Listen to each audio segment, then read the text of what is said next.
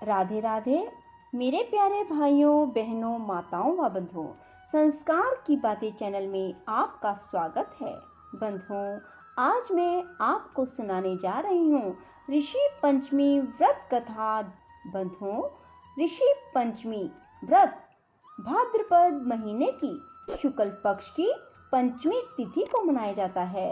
बंधुओं, कहा जाता है कि स्त्री के रजस्वला होने पर वह जो रसोई घर में काम करती है तो इस बात का उसे दोष लगता है। इस दोष से छुटकारा पाने के लिए ही ऋषि पंचमी का व्रत किया जाता है। बंधुओं, मासिक धर्म आने पर स्त्रियों को रसोई घर में काम नहीं करना चाहिए, पर आज ऐसा करना संभव नहीं है। इसलिए जब स्त्रियां मासिक धर्म से हों तो पहले मासिक धर्म आने पर साथ ही सिर सहित स्नान कर लें। बंधुओं, ऐसा करने से दोष कम रह जाता है। बंधुओं, जो महिलाएं ऋषि पंचमी का व्रत कर लेती हैं वह पापों से मुक्त हो जाती हैं। ऋषि पंचमी के दिन सब ऋषियों का पूजन किया जाता है। कहा जाता है ऋषि पंचमी का व्रत करने से मासिक धर्म के दौरान भोजन को दूषित किए गए पाप से मुक्ति मिलती है। बंधुओं, ऋषि पंचमी का व्रत करने वाली महिलाएं ऋषि पंचमी के दिन ब्रह्म मुहूर्त में उठें और स्नान आदि करके व्रत का संकल्प लें और सब ऋषियों को घर बुलाकर भोजन करवाएं और फिर उनसे आशीर्वाद ग्रहण करें। बंधुओं, अब मैं आपको सुनाने जा रही हूँ ऋषि पंचमी व्रत कथा। सतयुग में विदर्भ नगरी में शयनजित नाम के राजा हुए।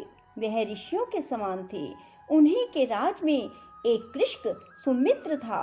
उसकी पत्नी जयश्री अत्यंत पतिव्रता थी।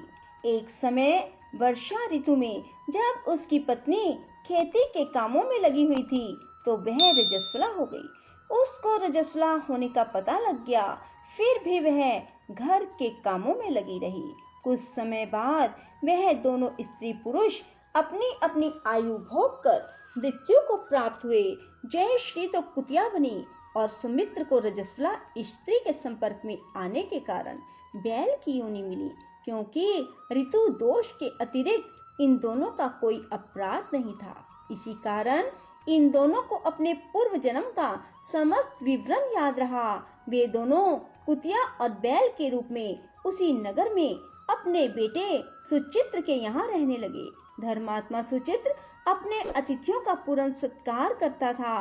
अपने पिता के श्राद्ध के दिन उसने अपने घर ब्राह्मणों को भोजन के लिए नाना प्रकार के भोजन करवाए। उसने अपने घर ब्राह्मणों को बुलाया और नाना प्रकार के भोजन बनवाए। जब उसकी स्त्री किसी काम के लिए रसोई से बाहर गई हुई थी तो एक सर्प ने रसोई की खीर के बर्तन में विष वमन कर दिया। कुतिया के रूप में सुचित्र की माँ कुछ दूर से सब देख रही थी। पुत्र की बहू के आने पर उसने बहू को ब्रह्म हत्या के पाप से बचाने के लिए उस बर्तन में मुंह डाल दिया। सुचित्र की पत्नी चंद्रवती से कुतिया का यह कृत्य देखा ना गया और उसने चूल्हे में से जलती लकड़ी निकालकर कुतिया को मारी। बेचारी कुतिया मार खाकर इधर उधर भागने लगी। चौके में जो जूठन आदि बची रहती थी वह सब सुचित्र की बहू उस कुतिया को डाल देती थी, लेकिन क्रोध के कारण उसने वह भी बाहर फिकवा दी। सब खाने का सामान फिकवा कर बर्तन साफ करके दोबारा खाना बनाकर ब्राह्मणों को खिलाया।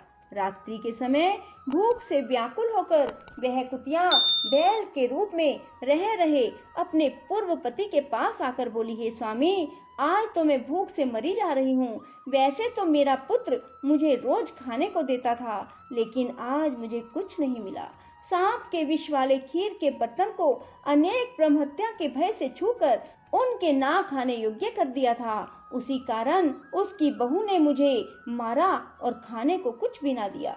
तब वह बोला, हे भद्रे, तेरे पापों के कारण तो मैं भी इस योनि में आ पड़ा हूँ और आज बोझा ढोते ढोते मेरी कमर टूट गई। आज मैं भी खेत में दिन भर हल में जुटा रहा। मेरे पुत्र ने आज मुझे भी भोजन ना दिया और मुझे मारा भी बहुत। मुझे इस प्रकार कष्ट देकर उसने इस श्राप को निष्फल कर दिया। अपने माता पिता की इन बातों को सुचित्र सुन रहा था। उसने उसी समय दोनों को भर पेट भोजन कराया और फिर उनके दुख से दुखी होकर वन की ओर चला गया। वन में जाकर ऋषियों से पूछा, मेरे माता पिता किन कर्मों के कारण इन नीच योनि को प्राप्त हुए हैं और अब किस प्रकार से इनको छुटकारा मिल सकता है। तब सर्वतमा ऋषि बोले, इनकी मुक्ति के लिए पत्नी सहित ऋषि पंचमी का व्रत धारण करो। उसका फल अपने माता पिता को दो। भाद्रपद महीने की शुक्ल पंचमी को मुख शुद्ध करके मध्याह्न में नदी के पवित्र जल में स्नान करना और नए रेशमी कपड़े पहनकर अरुंधति सहित सब ऋषियों का पूजन करना। इतना सुनकर सुचित्र अपने घर लौट आया और अपनी पत्नी सहित विधि विधान से पूजन व्रत किया। उसके पुण्य से माता पिता दोनों पशु योनियों से छूट गए। इसलिए जो महिला श्रद्धा पूर्वक ऋषि पंचमी का व्रत करती है वह समस्त संसारिक सुखों को भोग कर वैकुंठ को जाती है। बंधुओं, यदि आपको हमारी ये कथा पसंद आए तो इसे लाइक करें और शेयर भी जरूर करें। धन्यवाद।